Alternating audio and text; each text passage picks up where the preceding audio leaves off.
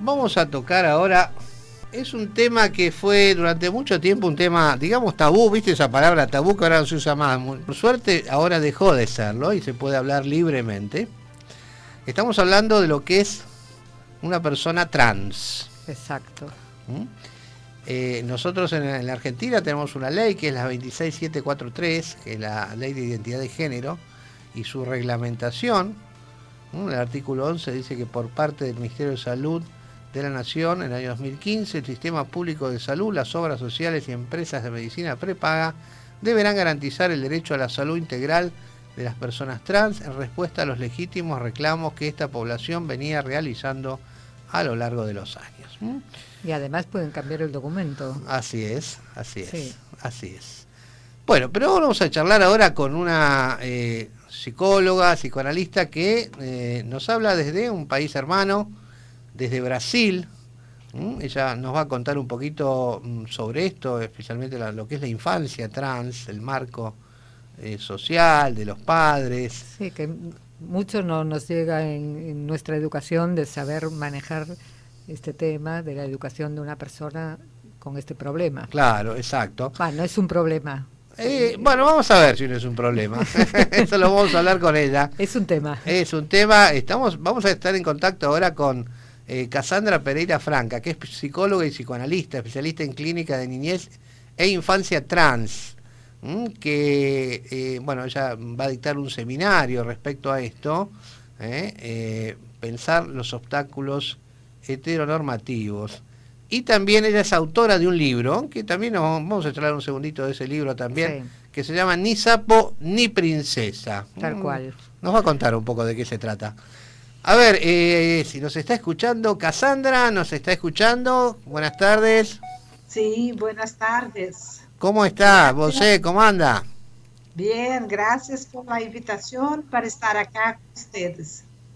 Bueno, acá estamos en el programa Saludarte, sí, la doctora Carmen Vázquez, doctor Busquín les habla, nuestra mucho productora. Gusto. Un placer saludarla, doctora. Claro que sí.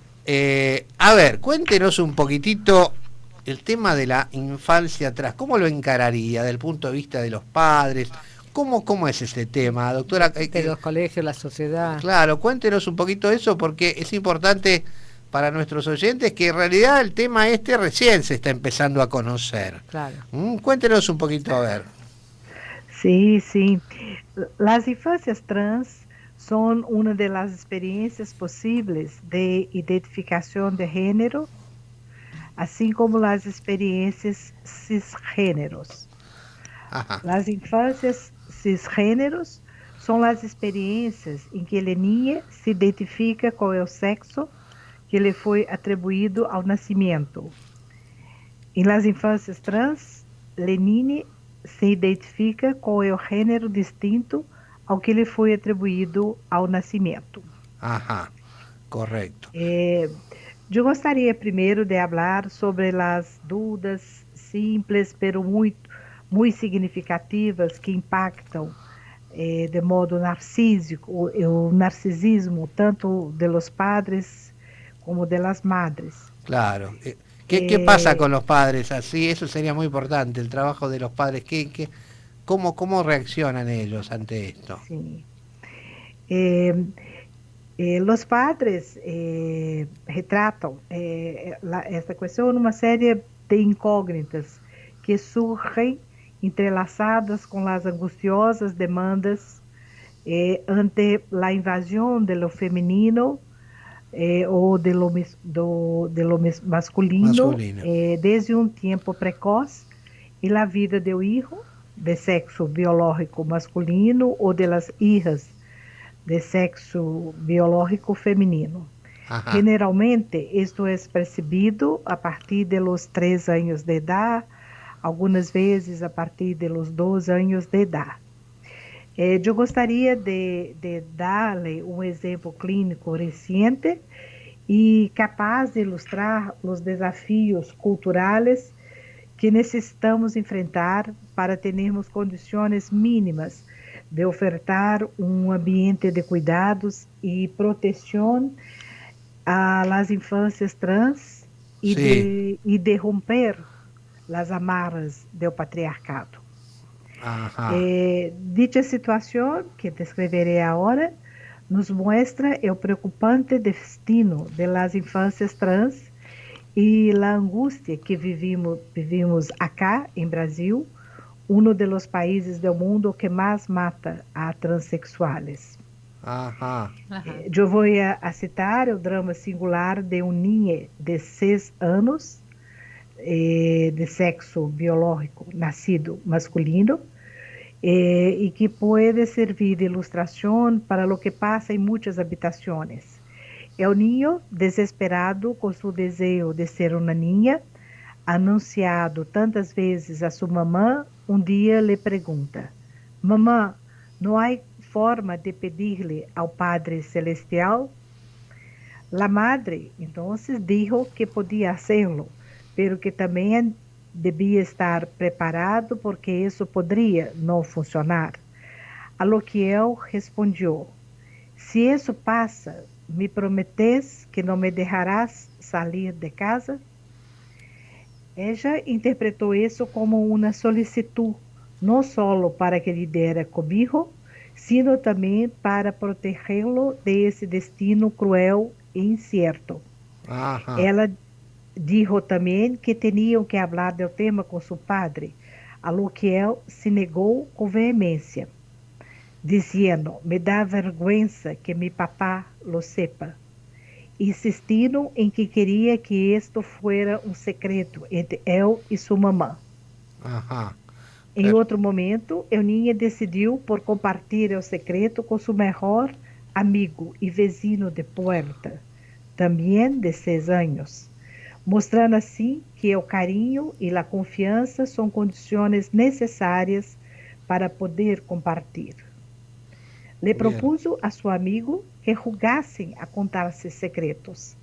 O amigo lhe contou um secreto tonto e ele lhe contou o sujo, ao que o amigo não lhe deu nenhuma importância.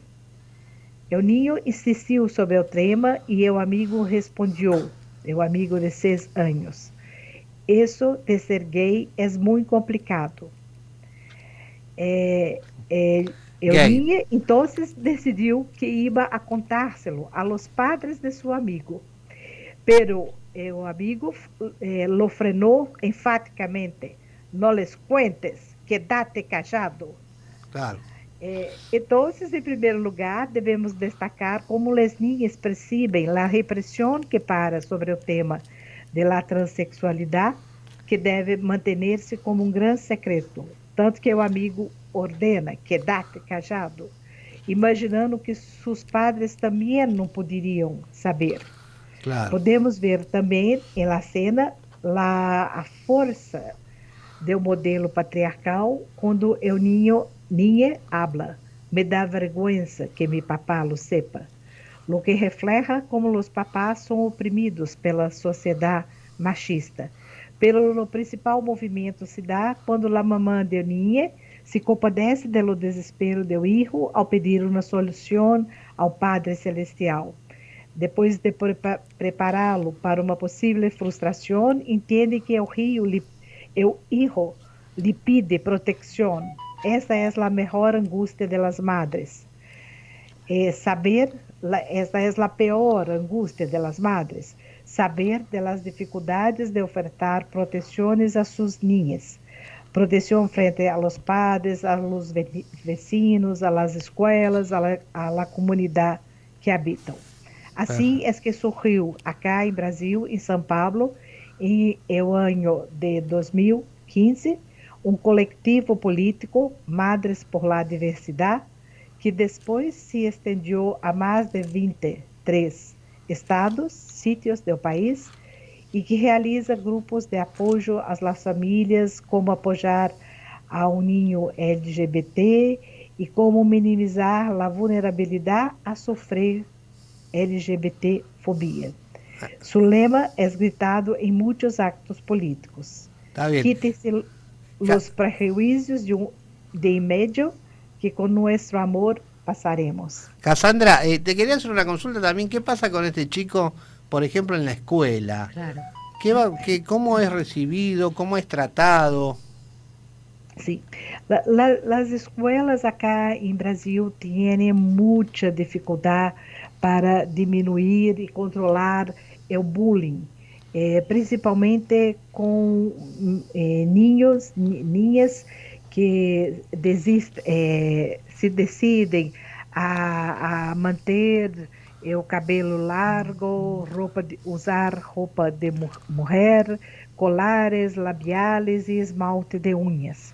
Ou Ajá, incluso, ou incluso se podem ter muñecas ou hacer balé. Nas escolas, algumas poucas estão preparados em esta temática e permitem las niñas jogar futebol ou permitem a los niños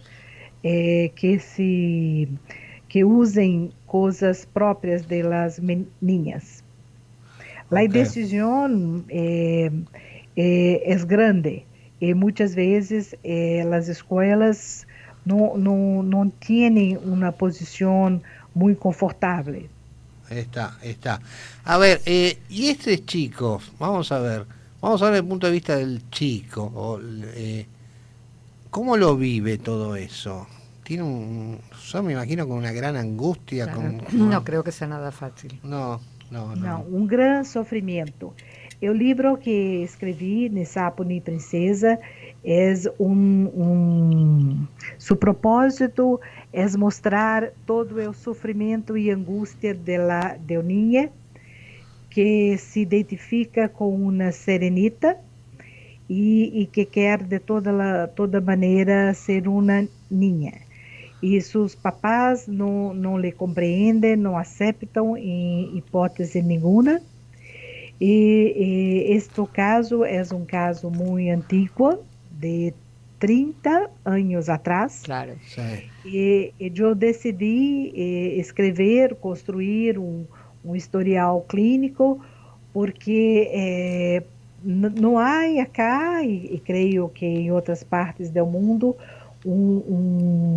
análise tão ampla da situação, porque a partir de 300 sessões de análise, eu vou mostrando aos leitores, através de dibujos e do discurso da niña, toda a sua angústia e desesperação com esta questão. Ujú. Isso, o livro está sendo muito bem recebido acá em Brasil, Bueno. e agora foi traduzido para Portopia. E é muito importante para psicoanalistas que não têm, de adultos incluso, Ujú. que não têm acesso a esse material, porque a amnésia infantil costuma apagar tudo o que se passa antes de los 7 años de edad.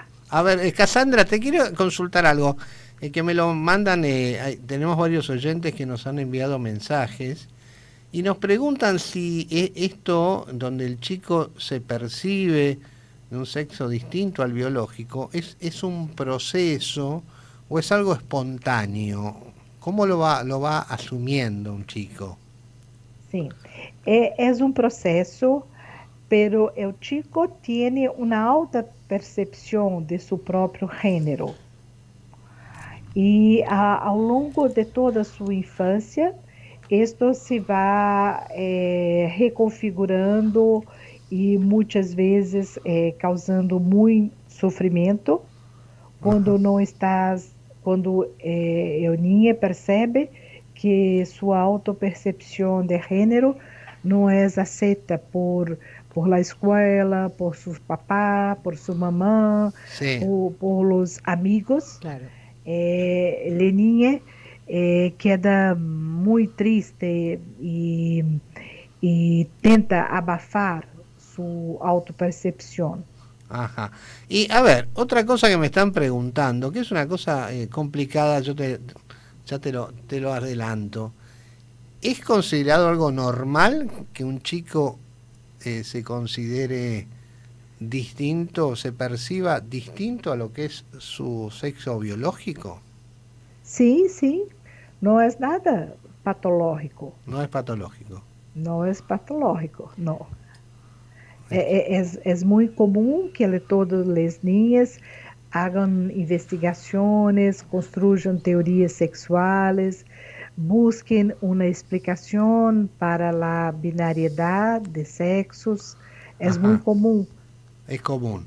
Es común y no se puede considerar como que es un chico enfermo, digamos, que necesita un tratamiento, que tiene que Não, não. cambiar para nada.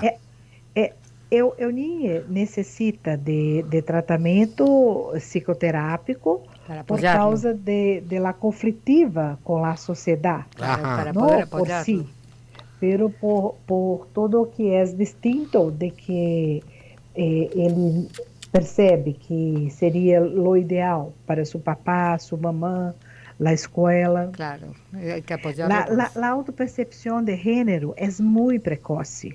Sí, 2, 3 anos e tem de ser observada com calma, claro. com tranquilidade ao longo da primeira infância. Está. Pois o ninho necessita os tempos da infância para fantasiar, ensaiar e preparar-se para a multiplicidade de combinações em la vida adulta que suelen ser resultantes do sexo biológico, identidade de gênero, elección de objeto y posición sexuada. Ajá. No hay como saber en edad temprana cuál será el encaminamiento de los deseos sexuados a lo largo de la vida. Deborah Taher, com quem estudio, diz uma coisa muito importante. Uma identidade legitimada em la infância, neste caso trans, não tem por que ser inevitavelmente una y la misma para sempre. Ah, puede cambiar entonces a lo largo de la vida. Sim. Muitas vezes, ao longo da vida, pode cambiar. Essa é uma das razões que costumamos dizer que o primeiro ponto que é necessário é que os padres recebam uma orientação de preferência de los médicos, que tenham uma boa ascensão, para que hagam um tratamento psicoterápico. A primeira providência é um tratamento psicoterápico para os padres. Claro. Está bien, está. No, es importante porque uno piensa que esa percepción es para siempre, pero por lo que estamos escuchando no es así, sino que a lo largo de la vida puede cambiar. Ahora me llama la atención que ya desde los 2 años un chiquito ya podría llegar a percibirse con otro cambio de sexo, sexo. claro, percibirse con el sexo distinto a su biología. Eso me imagino que no sé, yo me pongo en lugar de los padres, ¿no? Cassandra, ¿qué pasa cuando uno ve que su nene de 2, 3 años o su nena, no sé, empieza a percibir distinto, tal vez se vista distinto, se sienta de otro... Debe ser difícil, ¿no? Para los padres ver eso. Sí, mucho. Hay un gran sufrimiento y los psicólogos pueden acompañar el sufrimiento de los padres, dar continência a su angustia, Claro. y ayudarles a mantener su posición amorosa y de protección a los hijos, Claro. esperando con sensatez la evolución del proceso de construcción de una identidad de género. Nosotros, psicólogos, psicoanalistas, acreditamos que é uma construção de uma identidade de gênero, de uma identidade sexual, né, que poderá desencadenar ou não em la vida adulta, depois da adolescência, em la necessidade, ao final da segunda parte da infância, e la necessidade de bloqueios hormonais antes da adolescência. Claro. Decisiones más radicales con relación a las cirugías, las mudanças corporales más definitivas, generalmente quedan después de la adolescencia. Después de la porque cuando ya toma una decisión más segura para él, ¿no? Sí. Y en la adolescencia, ¿no se sienten más contenidos con sus amigos? Sí, tenemos que aguardar todos los cambios durante la adolescencia. Esto es lo más indicado, si for posible. Porque hay casos que los adolescentes quedan desesperados con la situación. Está bien. Pero, si posible, lo que es recomendable es que el adolescente reconfigure todos sus traços identificatórios, como há em todos os casos, com adolescentes, e depois, né, vá tomando decisões acerca de seu corpo, acerca de seu nome social, acerca das providências práticas que são necessárias para se reposicionar en la sociedad. Cassandra, contame un poquito, porque estamos ya llegando un poco al final, ¿no? Tu libro está obviamente en Brasil, ¿ya está en la Argentina? ¿La gente podría adquirirlo acá? Sí, sí. Desde el año pasado, el libro está traducido y fue publicado por Topia Editorial. Ah, correcto. Correcto. Y otra cosa, vas a dar un seminario, ¿no?, sobre este tema. Sí, sí. El seminário, e vamos falar sobre... O seminário ocorrerá em los dias 13 e 27 de maio e 3 de junho. 3 de por la junio. plataforma Zoom. 3 de junio, mayo y junio. E será, sim, sim. Junho. E pretendemos com esse seminário também dar voz às infâncias trans, mostrando os discursos e dibujos de uma niña de 5 anos que pede atenção para suas questões trans. O material é muito comovente, muito emocionante, e é capaz de sensibilizar os padres, os maestros e profissionais e hacê-los repensar seus prejuízos e encontrar uma maneira de lutar por las minorias. Está.